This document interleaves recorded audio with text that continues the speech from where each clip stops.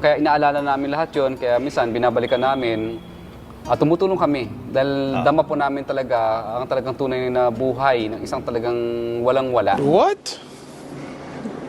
Bro, what are you talking about, man? Kaya minsan parang napakagaang po ng loob namin at saka napakababaw po ng luha namin minsan.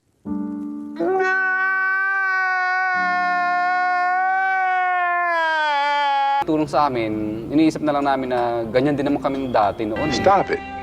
Get some help. Patuloy mo yung career na yun. Yes. Siguro hindi inadya ni Lord na mangyari yun. Kasi kung hindi, baka hindi tayo nagkatagpo. Actually, nung 15 ako, when we first arrived here, may calling ako. So, Okay. nag-try ako pumasok sa convent. So, for 3 months, nasa convent ako. And tapos, pinalabas ako. No!